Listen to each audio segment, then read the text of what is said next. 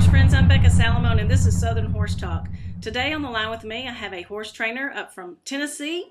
He's been training horses for many years, lived out in California, and came back to Tennessee a few years ago. And his name is David Lee Archer. Welcome to the show, David. How you doing today?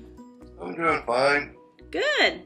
Well, this is David's first time on Skype, so he might be, a little bit hesitant, but we'll help him through here. Yeah, it's great.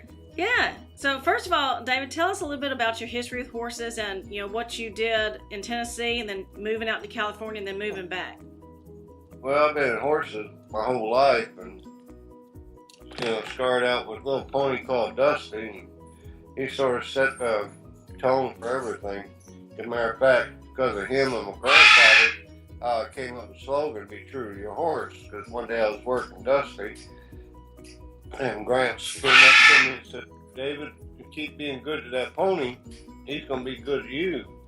So through the years, we came to a society now that everybody wants to handle.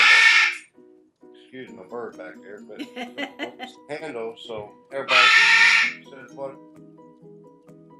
I do. So I just work horses in my mind. So one day I started thinking about it, and so I figured out how to put it in modern times. So Lord behold, that's how true to horse came up. And of course, my philosophy, it's not just being true to horse, be true to yourselves. We coming into the horse world where so many people are losing out a relationship with their horse, a true relationship with the horse, because, people trying to sell them treats and this and that. But a horse is just like a little kid. Their main thing, they want to feel safe and they want a leader. I mean, basically, even the most aggressive horse, most of the time, the aggressive horse, just like an aggressive person, they're insecure as heck, so they need somebody that they can feel safe with. Right. And horse is pretty simple. You get that by just controlling their feet, talk loud and clear to them, and not, with that being said, you're not being mean, you just be fair to them. Right. Yeah. Yeah, well, that's kind of what your whole thing is about. You're true to your horse horsemanship. So you came back to Tennessee in what year? I came back 3 years ago. Okay. I was here before, and matter of fact, back then, PBS did a show on me. They dubbed me as a Tennessee horse whisperer, and I moved to California in 2000, and I was out there for 13 years. I was vice president of the biggest rescue in California, but I just couldn't. Emotionally, I couldn't handle it no more. Yeah. Because it's a hard road to follow, because you're the one who decides which horse lives and which one doesn't. Right. Yeah, well, I hear you did some good work out there. I'd like to think so. And the funny thing is, I came back here, got that stress away from the rescue, and I picked up 15 pounds. So now what about Mustangs? Do you work with Mustangs frequently? Yes, ma'am. Matter of fact, we have two here on the property. My fiance's little one, and both of them's got a story. Little one, the Paint Mustang, he came through the prison program in Nevada, and which is a pretty good program. And my Suka, we were the first horses who did the extreme challenge. And we both got good horses. Suka, my horse, he's great on the trail, and he's a good cow horse. I mean, he can sit in front of a cow just as good as a quarter horse can. And Cindy's Mustang, more drafty looking, but he's the same way. He's cowy, but he's good on the trail. And, since we've been together, I finished him off, and he's a good all-around horse also. Because the program, they don't finish them.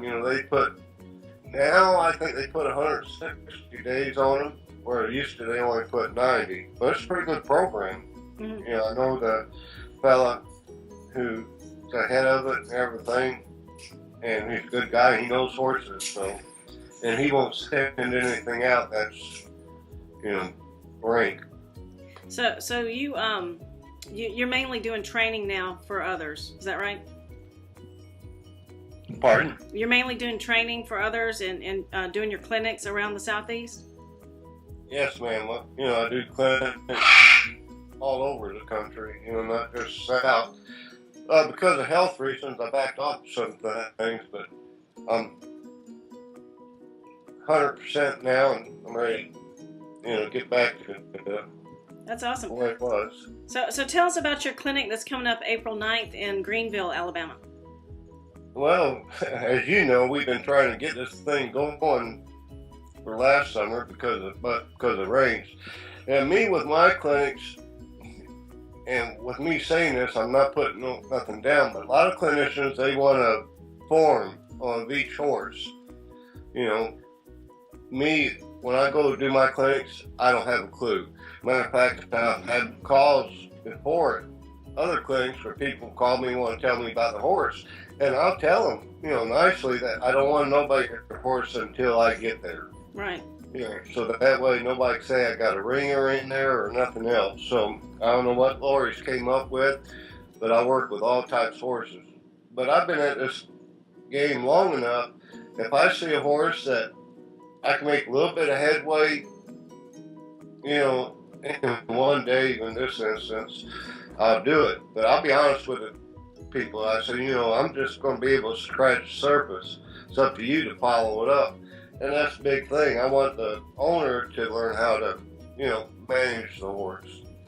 Yeah. Have you written any books, or do you have any DVDs? Yeah, I've got one book out there. It's called True to the Horse. Okay. And we carry it. And now, I'm getting older, so I am branching out. I got what we call the DL head stalls and everything. And in the future, I'm thinking about designing a saddle and that kind of stuff too. Okay.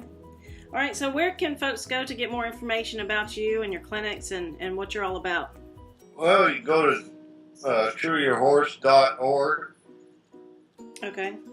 Or you go to truehorse.com. I think on .org, I was writing articles for the horse magazine. Matter of fact, it was out of Alabama, but I don't think they're around anymore because I haven't seen them. But I have articles on .org and everything else. Okay. So, yeah, we got a lot of future things that's coming up. We have a fella coming from Italy here. Mm-hmm. I got a fella coming from Scotland. Awesome. Got a fella coming from South Carolina and Colorado. But we had a lot of people like last year. We had a person come in from Poland. Wow. But this next year, I'm going to start advertising and like West Horse and Rider and stuff and branching out. So I'm going to start doing more clinics again. Okay. Sounds good. All right. So where can folks call you or email you if they want to get in touch with you? Best way is David@trueyourhorse.com. Okay. All right. Well, I appreciate you sharing today and telling us about your horse story and all your horse history and what you've done. And I'm sure folks are looking forward to April 9th in Greenville. Well, I'm looking forward to it. Like I said, because of the weather, we've had hard luck getting down there, but it looks like we're finally going to have good weather. Yeah. And I got this Skype thing is weird. Yeah, it is. It is. Well, you've been initiated into it, so now you can do it from now on. I'll think about it. Okay. Well, folks, that's going to be at the Southern Tradition Saddle Club, which is at 3815 Halso Mill Road in Greenville, Alabama. And again, you can contact David at his website for more information. And David, I really appreciate it again. And also, viewers, please go over to the Southern Horse Talk Facebook group and join there. Share your pics, your videos, and your Southern equine lifestyle.